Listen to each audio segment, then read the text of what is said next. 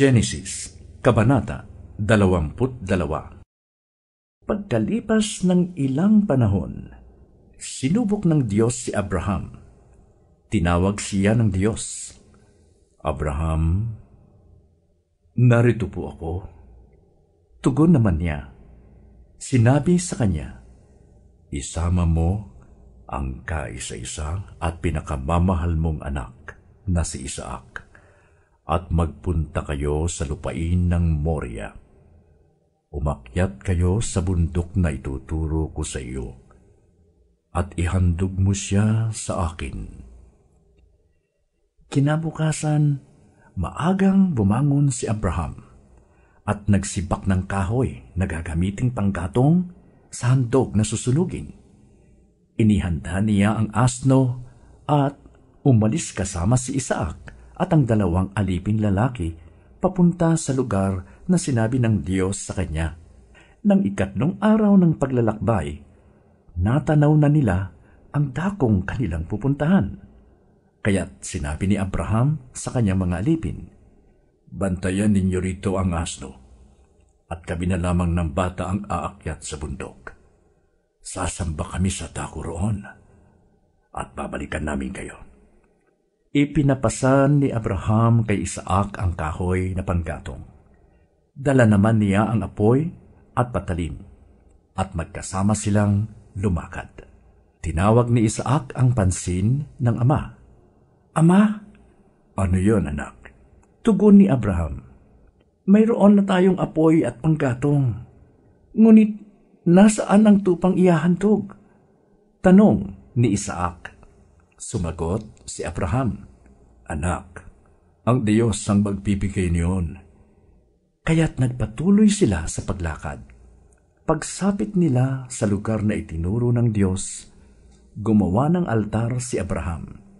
Inayos niya sa ibabaw nito ang panggatong at inihiga si Isaac matapos kapusin.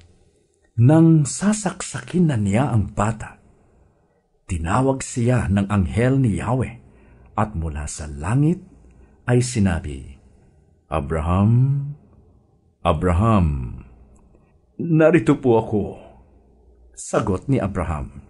Sinabi ng anghel, huwag mong patayin ang bata. Huwag mo siyang saktan. Natitiyak ko ngayong handa kang sumunod sa Diyos, sapagkat hindi mo ipinagkait sa Kanya ang kaisa-isa mong anak. Paglingon niya ay may nakita siyang isang lalaking tupa na ang mga sungay ay napasabit sa mga sanga ng kahoy. Ito ang kinuha ni Abraham at inihandog sa halip na ang kanyang anak. Kaya't ang lugar na iyon ay tinawag ni Abraham na si Yahweh ang nagkakaloob. At magpahanggang ngayon, sinasabi ng mga tao, sa bundok ni Yahweh ay may nakalaan. Mula sa langit, nagsalitang muli kay Abraham ang anghel ni Yahweh. Ako'y nangangako sa pamamagitan ng aking pangalan, Yahweh, sapagkat hindi mo ipinagkait sa akin ang kaisa-isa mong anak. Pagpapalain kita.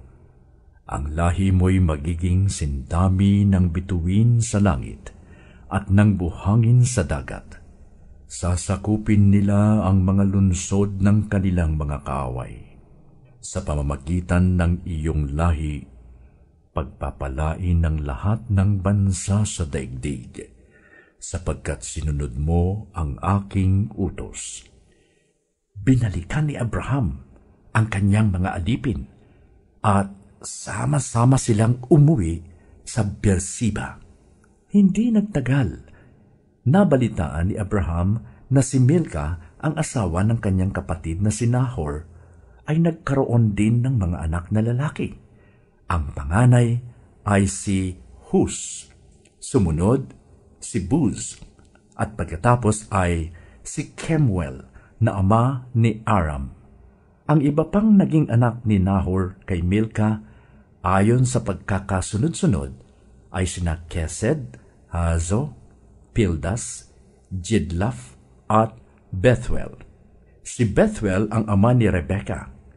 Ito ang 8 anak ni Nahor kay Milca.